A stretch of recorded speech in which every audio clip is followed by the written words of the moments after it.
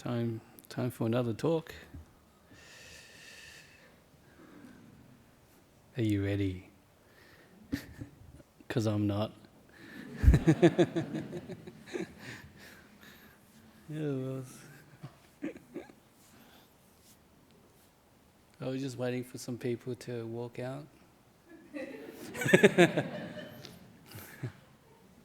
Which is good because I don't need to say much.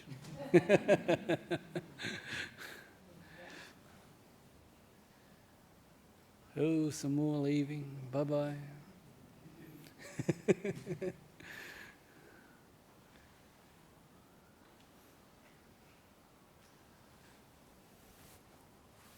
Okay, so it's nice to see everybody again. Some of us are pretty relaxed and chilled. I see a lot of familiar faces, some new faces as well. So yeah, it's good to see you.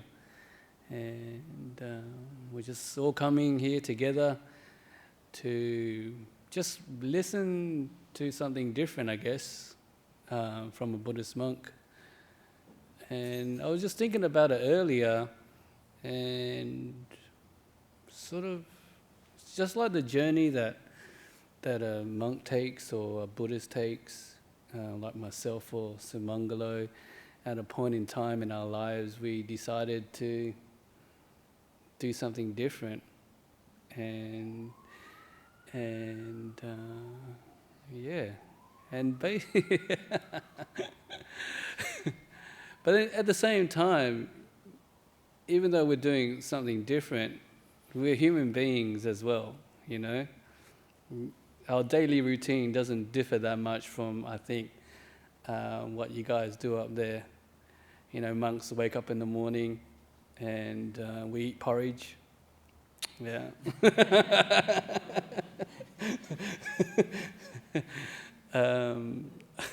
When the weather is good, you know, we go to work. We work in the monastery. You know, we don't have jobs where we go out and earn money, but we have large properties to take care of. So, in a sense, there's a work side of it as well.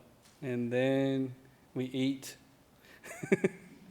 just like everybody else. And then we go to sleep and have a shower and all that kind of thing. And in a sense, I was just thinking about it. We're just human beings, just living our normal everyday life. And it's sort of like I had a conversation earlier with somebody, and I wasn't talking to a Buddhist. I was just talking to a person. We were just talking about this and that and what I'm going to do in the future, or, you know, what's going to happen with Kusala Hermitage. And, you know, in a sense, we're just human beings at the end of the day, with whatever thoughts we have, emotions, outlook on life. But I think when it comes to, like, you know, making a decision to come here, because you never know. I was one of these young people that came in here and sat down where you guys were sitting right now. You never know. One day you guys could be up here sitting in my seat and teaching. Anyways, so basically it's just, we're just like human beings, just going on, doing our everyday life, but with like the influence of like the Buddhist teachings to guide us. And yeah, you know, it's like sometimes people come here and they just want to make some sort of change to their life. And I just recalling sort of my experience when, you know, just growing up as a young boy in Perth, you know, just having fun and like kind of naughty in terms of like not listening to mum. Oh my gosh, I gave my mother headaches. And in a sense, you know, when people look at that, it's sort of like he's not a very good kid. You know what I mean? He's causing like suffering for the people around him.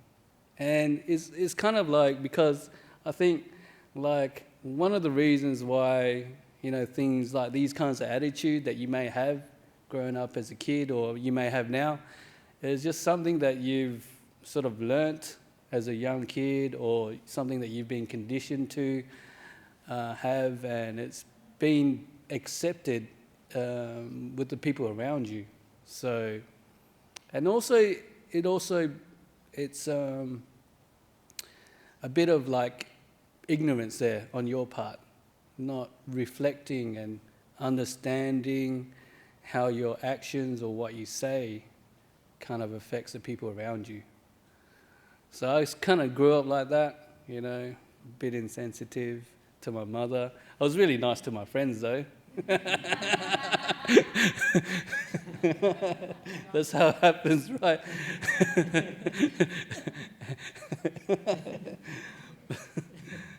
And then, then things happen in life, and then you just come across like I came here, just like you guys are, just sitting there listening to the Dhamma or listening to what the monks say, and not saying anything like super profound. We can sit here and talk about like enlightenment and all those nice things that Buddhism promises, but is very difficult to like achieve like in the moment. It's something that you have to work on, and it may happen like in the future. But sometimes when you come into this kind of environment and you want to sort of do something with your life, just the simple teachings can sort of make a huge difference to how you relate to people. And just one of the things that I kind of picked up was just the kindness that you can just show the people around you. Yeah. And it just makes such a huge difference to like relationships that you're with or anything really. So after being a rat bag to my mother for many years, I just came here and decided maybe I'll just change my attitude towards the people who are close to me, and just see how that goes. And it's not rocket science. You just be nice to people, be kind, and it just makes like a world of difference to a sense of like harmony and just getting along with one another. And I was kind of thinking like, sort of like we come here sometimes because we have problems. And I'm just reflecting on just the environment that I'm living in at the moment, where we have like a small hermitage up in Rollystone, and there's 4 monks living there at the moment. There's myself, there's Ajahn Jaya, Ajahn Chittapalo, and so we're stealing all the Ajahns from Serpentine. That's what we're doing. So they're all there now.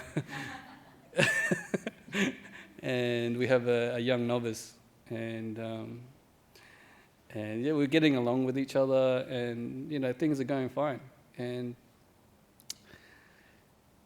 I was just thinking, if you, like, in a sense, if you, like, people come here to sort of, like, sometimes people come here to find answers to their problems. But if you create a situation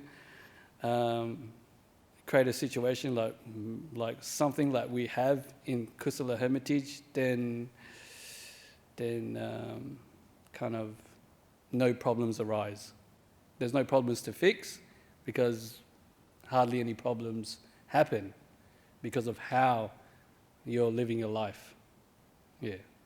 So it's kind of an interesting dynamic where we're living really close to each other, but is by the way that we live causes very little problems in our lives, you know. We're not slamming doors and shouting at each other and not talking to each other for days, as you know, that happens sometimes when you're living at home. That kind of thing doesn't happen.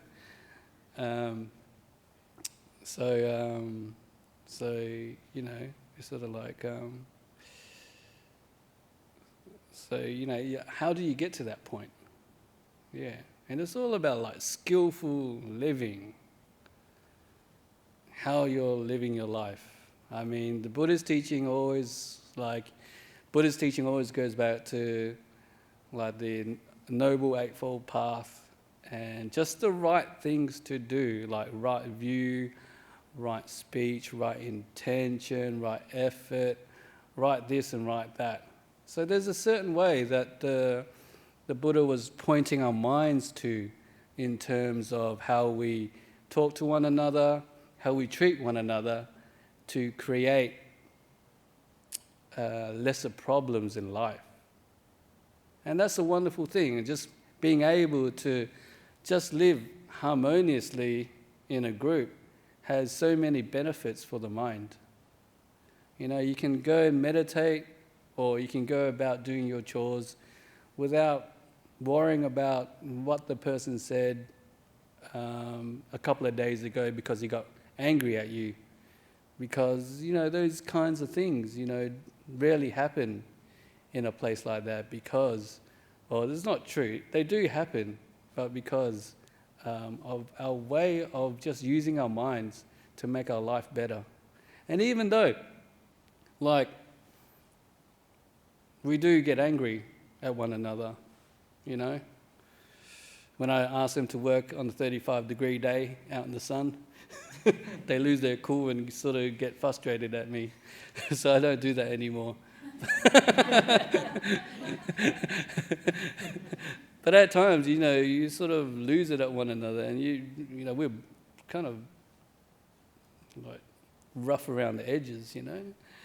We're not like really super holy at times. But we understand, is like, you know, we get caught up in the heat of the moment, and we say silly things that may, you know, harm or hurt one another. But because we've learned how to sort of like forgive and not hold on to anything, then we're able to sort of just let it go and just allow that harmony to continue. And just being able to just hold that idea in mind where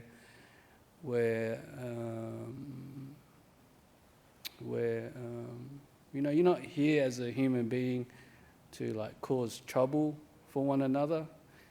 Even though you may get angry, you might lose it, but you know, like within yourself, that was like the wrong thing to do, and you do what you can to make up for it. Like the other day, you know, we were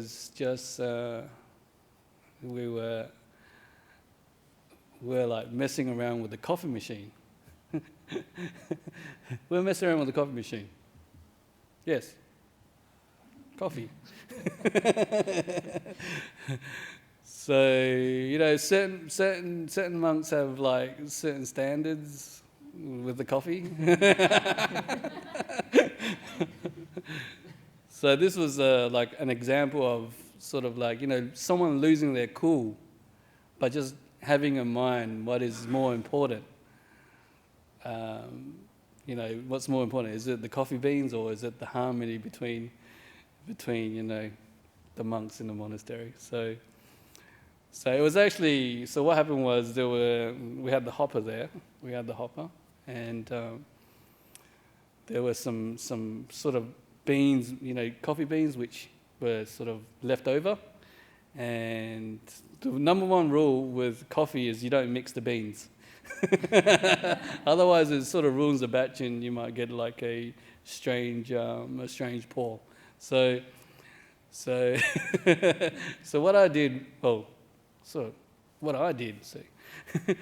I was trying not to mention my name, but I guess I just did. So what I did anyways, I was thinking, I didn't want to waste the beans, so I'll just get them in the hopper and just mix them up. It'll be okay, it's not a big deal. So then I put it in, and then there was another person standing around. I won't mention his name. I won't let it slip. And then so I put so he was there and he saw what happened, and he kind of, lost it a bit at me, the abbot. You don't do that. And he lost it, and I was like, oh, yeah, whatever, these things gonna happen. It's not a big deal. It just all mixes up, and you just allow people to just be, You're not there to kind of judge them, because you kind of know who they are and what they're like. And you just let that episode just play out, because at the end of the day, I think people understand what's more important, and that's like the harmony and the care and the friendship. So they were always trying to find a way to make everything okay. And that's what I've learnt just living with monks for many, many years. And so what he did, so, he's kind of lost it. Now he's a monk, but you don't know who. Oh, you guys are paying attention. That's good. Anyway, so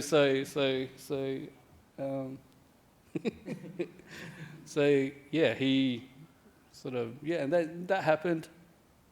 We were okay with it. And then afterwards, he came up to me and sort of said, oh, it's okay. They're just coffee beans, blah, blah, blah, blah, blah. I won't die or whatever. And then it was over and done with.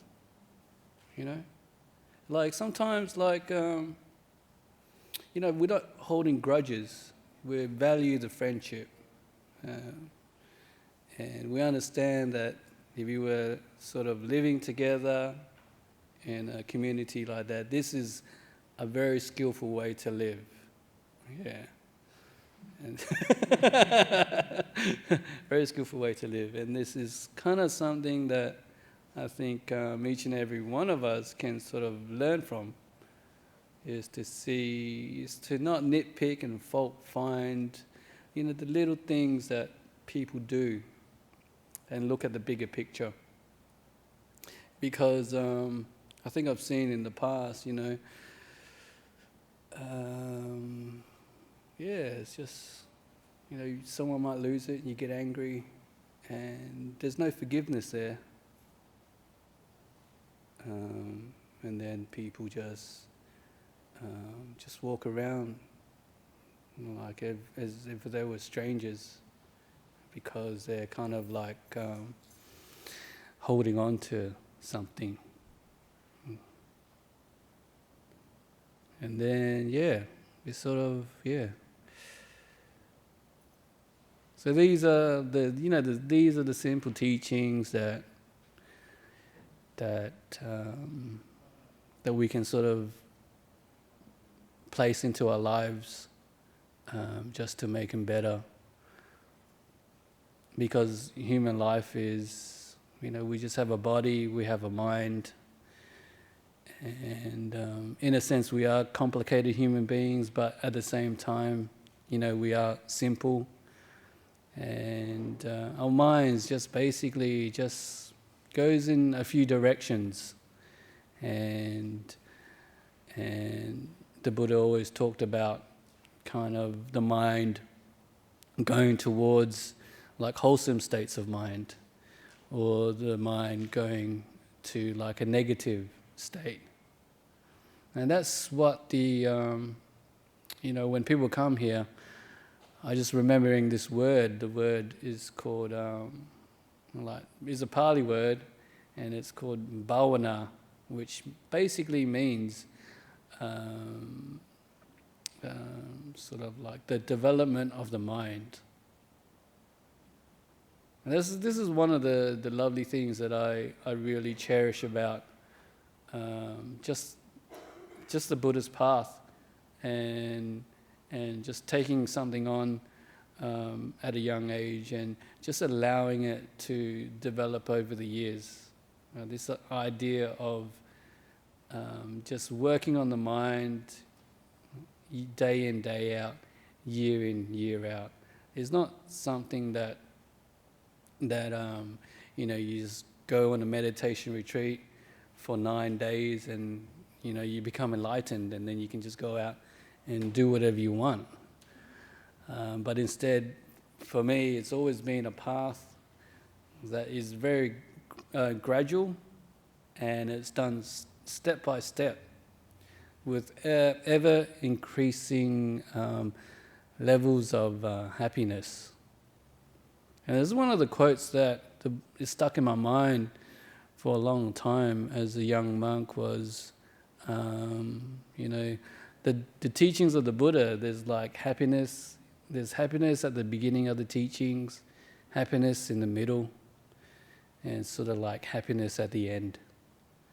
And that kind of got me thinking, it's sort of like wherever you are on this path, whether you're at the beginning or practicing for a long time, or you're at the end of the path, like every stage, there's some happiness to be benefited from it. And that's what I thought, because sometimes I thought you only get happiness towards the end of the path because of the, you get taught as a monk the deep meditations, the enlightenments, and that's sort of like at the end of the path. And I was like, that's no fun. I want to be happy as I'm practicing it, or happy as I'm going along with the journey.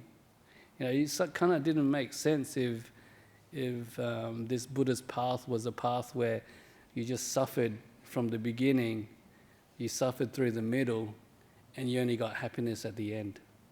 Because I think the mind doesn't work that way. The mind kind of needs a little bit of satisfaction to keep it going. Yeah. Like, that's why, Buddhism or monastic life or whatever, it's an everyday practice of just finding some sort of satisfaction through being kind or helping out, or even the meditation. I mean, I think a lot of people in general, like in this, I think in the time of the Buddha till this very day, there is a sincere interest in the meditation practice. And I always kind of think even though you don't understand the truths of life, sometimes it's kind of trying to philosophize about life. What does this mean, or those tough questions, or those concepts that you can't kind of figure out, kind of keeping people a little bit confused. I'm always think that, even that happens in Buddhism, like with the you've been here on the weekends and you get all these teachings from the suttas. I mean, the suttas are like 10 books or something like that, It looks a bit confusing at times to me. But I think there's always something that you can always go back to that is solid. It's solid. It's sort of a part of the path, and it's something which you can experience in this very moment. And this, to me, is the silent or the peaceful, calm states of mind that you can experience in your meditation. You don't have to be like a whiz meditator. You can just be anybody who just puts time into their meditation practice and observes the mind to just see what arises. And after some time, you'll start to see that there's peace and stillness within the mind. And I think, like for me anyways, all the words that come from the books, all the ideas, you may be able to see great teachers and they can explain things very well. And your mind may get it, but, how much does it really move you in your spiritual practice? So sometimes it does move you a lot, but sometimes it doesn't.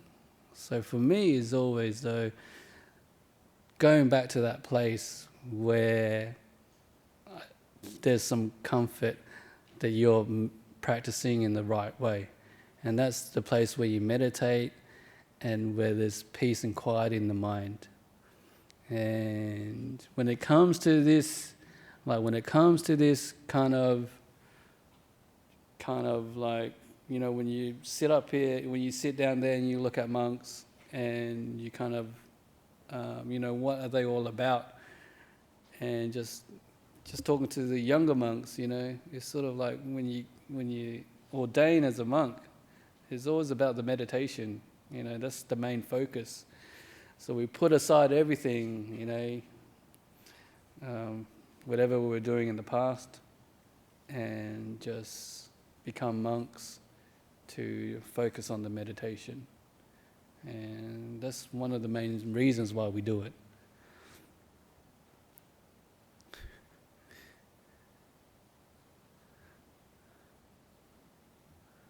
And so, yeah.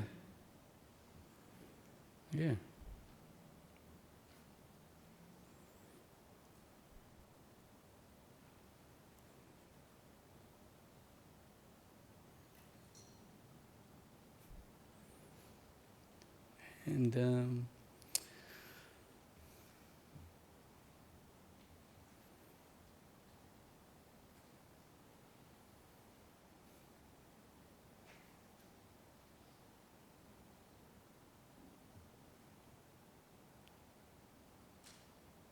there's a story that sort of came to mind.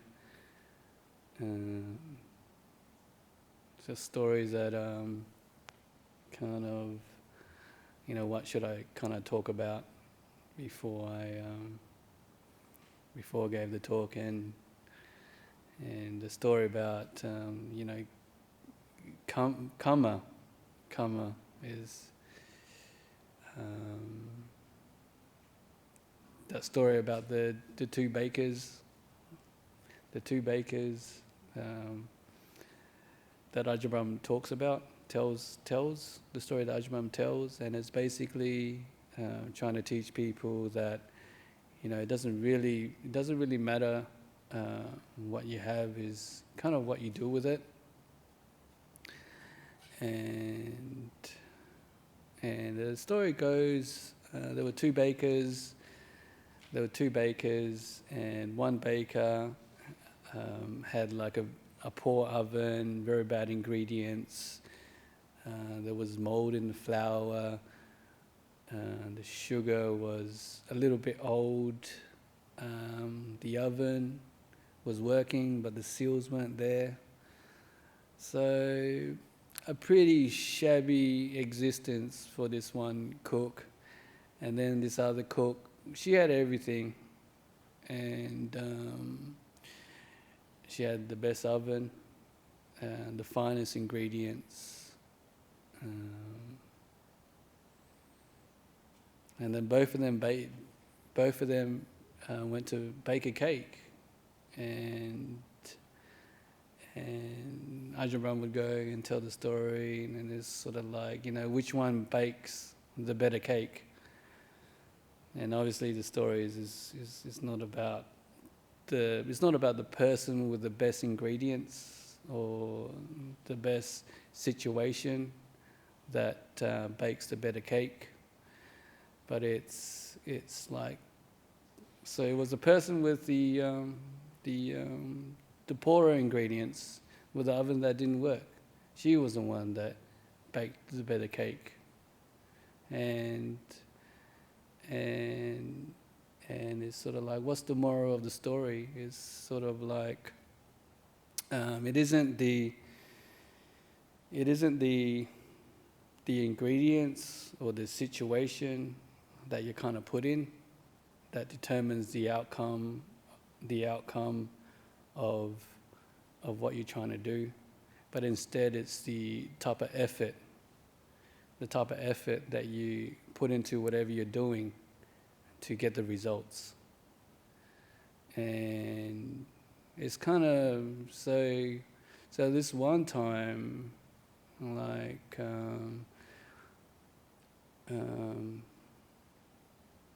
there was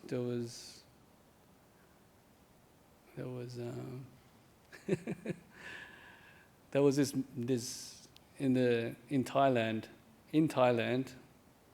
So it's sort of like what I'm trying to say is like, it doesn't really matter the situation that you come from. It's the kind of effort that you put in to whatever you're doing gets a certain result. And I just remember a story that just come to mind was there was like just a kid growing up in Thailand, and he failed everything when he was growing up. He went to school, he didn't do well at school, and so the parents didn't know what to do with him. And so what they did was they just sent him off to a monastery, and he tried to learn the chanting, but he couldn't do it. So the monks just taught him how to do breath meditation. So he sat down, and his mind sort of like inclined to it, and he was able to like put like good effort into watching the breath, going in, going out, going in. And even though like he sort of didn't have very good ingredients, but he put effort into one thing, this one simple thing. And that sort of kind of helped his mind develop in the meditation. And because of that, he sort of became one of the, the wise monks in the village. And it's always kind of interesting when it comes to like this, when we're talking about effort and how to live life and the amount of energy that we put into things. One of my favorite stories is a story that Ajahn taught one of the Westerners that went to visit him in his monastery, and he applied that into his life, and because of that he got a lot of benefits from it. So what happened was Ajahn Chah at that time was a very busy monk. He saw a lot of people, and there was this one Australian that went there to sort of seek his advice. So he travelled all the way there, and he got to his monastery. And when he got there, Ajahn Chah was busy, just talking to other lay people and giving them advice. And because he knew that he couldn't get an opportunity to talk to Ajahn Chah, then he just picked up a broom and started sweeping, just to make some merit before he went back to his hotel, hung out in Thailand, and then took a flight back to Australia. So as he was sweeping, Ajahn Chah got up and he was walking to his car and just getting ready to leave for his next appointment. And he saw that this person, obviously a foreigner, who came all the way from somewhere to visit him, to just see him or talk to him or whatever. And Ajahn Chah just gave him a few moments and said to him, you know, if you're sweeping, give it everything you got. And that's like a Dhamma teaching, the teaching of like mindfulness, giving everything you got, whatever you're doing. And this person returned to Perth, and I think a couple of years later, or however long, he retold this story to Ajahn Brahm, and he told Ajahn Brahm that this was like one of the best advice Ajahn Chah has given him, because it helped him in whatever he was doing. He became successful, a better person, because he was able to just give whatever he's doing like 100%. Yeah. And this idea of giving things 100% in daily life helps the mind just live in the present moment. Just to be here, just to be now. And in a sense, like all problems that we have, kind of is created because we're thinking about the past, or we're thinking about the future, or we're just thinking in general. And helping us like get our minds away from the thinking mind is to try to do like the mundane tasks with a little bit more effort, with the, advice that Ajahn Chah gave that person. So when you're like walking to your car, you're doing it mindfully, your mind's in the moment, it's not travelling here and there. It can be peaceful. Or you're driving in your car, or just doing whatever work you're doing. You're just giving it attention, and just giving it attention, and then after a while you can just see the benefits that comes from just doing things mindfully. Yeah. Because all trouble, and it's true, a lot of trouble sort of happens within our own minds, because the mind is just travelling to the future or travelling to the past, or is just thinking too much. And when you think about it, a big part of the Buddhist teachings is to be able to just allow things to disappear, to let them go, because we kind of understand that a mind which is, free from these things, this kind of mind is happier. So a lot of the teachings kind of point in that direction. It's like when we're meditating, we kind of meditate to let go. Another example is, human beings, we kind of hold on to things, or we just ruminate about stuff, and it's heavy on our minds, and that's not very nice.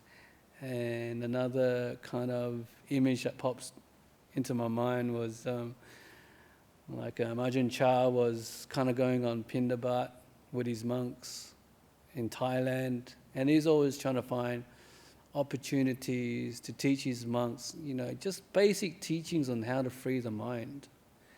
And there was a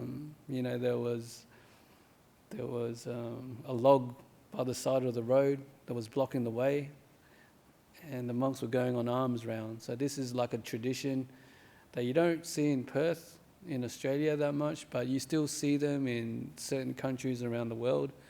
And it's basically monks just going for a walk in the morning with their bowls to collect food from the villagers.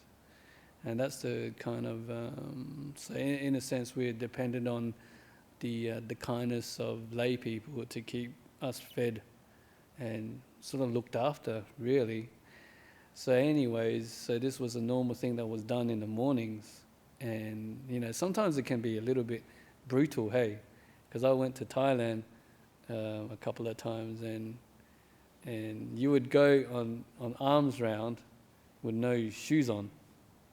So, and the roads over there, they're not very friendly. And people just end up with like big cuts in their foot. And then, some monks end up getting like parasites going through them. It's not a very kind of kind thing to do. But anyway, it happens. That's just the way life was back in those days. And so back in Ajahn Chah's day, they would go for a walk. Things would be blocking the road. Ajahn Chah looking for an opportunity to teach, and they came across a log, big and heavy. So the monks picked it up.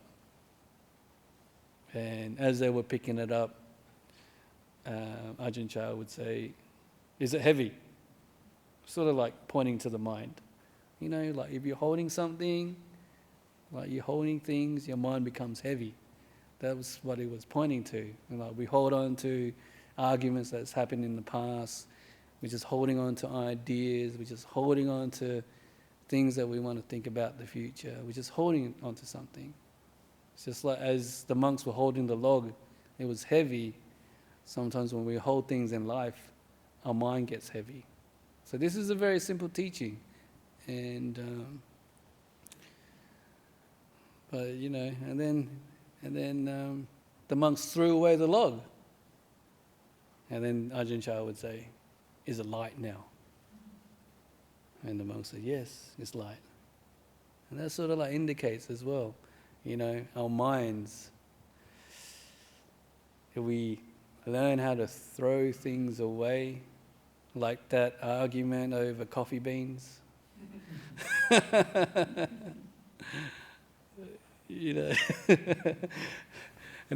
and things will be okay. We're not trying to, as Buddhists, we try to make a perfect world. We try to be better human beings, I guess. We're not trying to make a perfect world. And we're learning how to let go and forgive and just move on. Because we understand that, I think we just understand that just having a free mind through our actions, through the way we think, it just helps with living like a better life. And I think that's what people look to religion for, look to different teachings, or look like meditation. They're searching for something to help them better themselves. And you just get these simple teachings from monks who have done it before and who have done it in the past. And it just helps greatly. Yeah.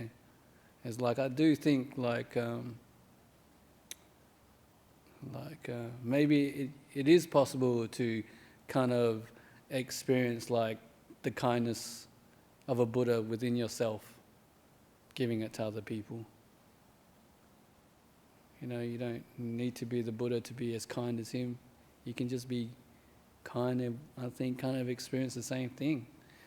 You can experience the same kindness that Ajahn Chah or whoever's kind in your life exudes. I've met non-Buddhists who have been super kind. It's kind of their kindness is sort of something that you see and go, that person is a nice person. Yeah. And they didn't need to do anything special. So, we're sort of kind of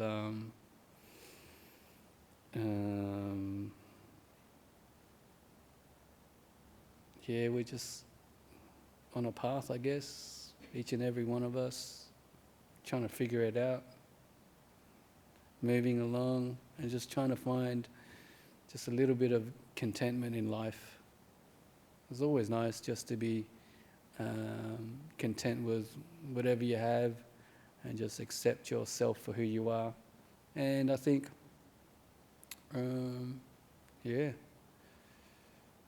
I think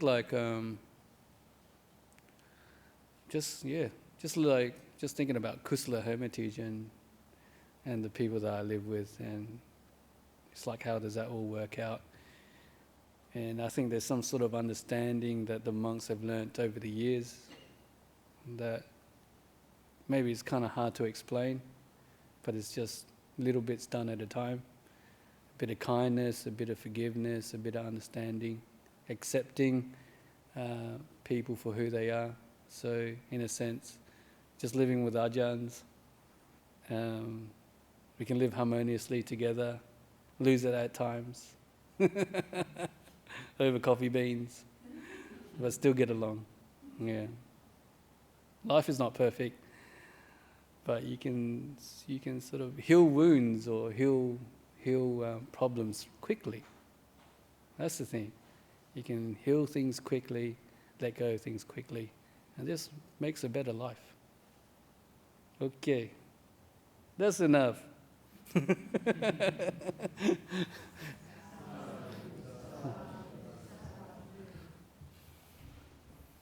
All right. Oh, some of you are still here. That's great.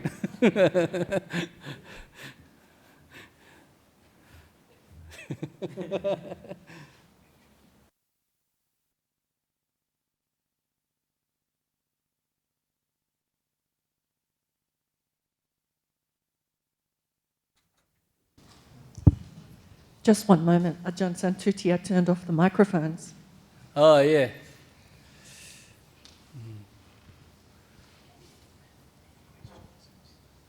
Hello, Ajahn. I just want to ask, what do you tell the mind? I mean, like monks, you have more time to meditate, whereas in my life, I find it a little bit hard to sit down and meditate on a routine basis. So what advice do you have for us if sometimes we want to meditate, but the mind goes, no, I don't want to meditate? So. I think just like pause.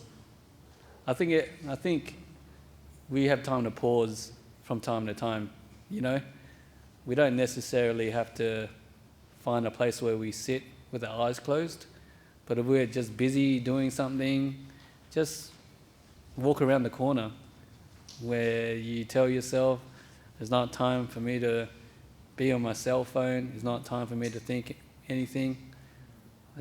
Now it's time for me to just pause for like a few moments, and just get back to that place of just like peace and relaxation,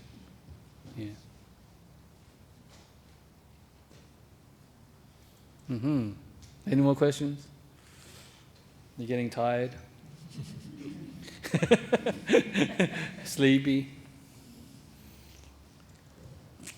Is it your bedtime yet? Any questions? No? Okay, yep. So my question... Oh, you need the mic. The reason for the mic is so people can hear it at home.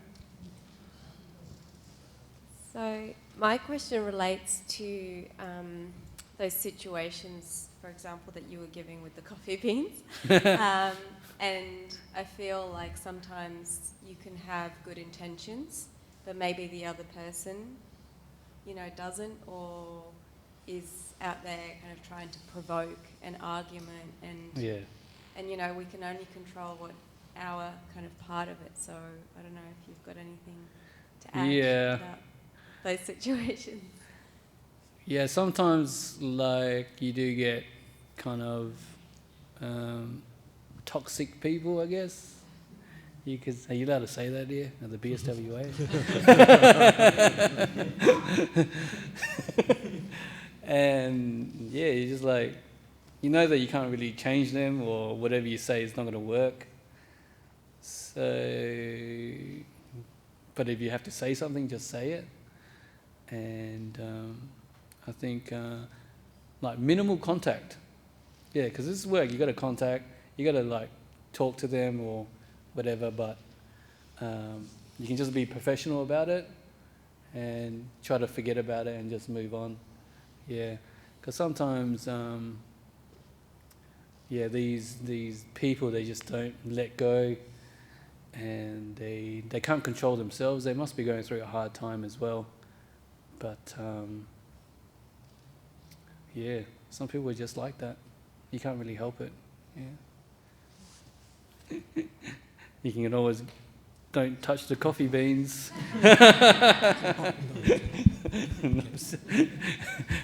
No. All right. Hello, Ajahn. Advertisement time. It's Yeah. about Kusala Hermitage. A lot of us, and my missus and myself, we brought friends to that place, and they really like it. And most of the people, they went back again and again. Yeah. Because they find that Ajahn and the monks interact with them, and also the devotees then form chatting group, and they really enjoy the environment. So what is your secret of making people who keep coming back to Kusala? Don't know. Just be nice. Like I always say, because sometimes I try to encourage the monks to kind of, like, you know, people feed us every day, so sometimes, you know, you gotta interact with the lay people, and sometimes, you know, monks just want to hide. Yeah, they want to go back to their rooms and not really talk to anybody. But then I was like, you know, they come here and feed you, so at least you got to sort of give them something back. So I just tell them, this is what you do, and it really works. Just give them 5 minutes of metta. There's a lot of people that come visit you, but if you give them 5 minutes of metta, like loving kindness and care, then that's enough. So that's what I do. I sort of kind of try to do that. I'm not there to kind of entertain you or talk to you for a long time, but I'll give you attention and just give you just be like pure with your intentions, and people can sort of sense it and feel it. So in a sense, you don't have to do too much, yeah, because people know. So that's why I tell them, just give them 5 minutes of metta and you'll be okay.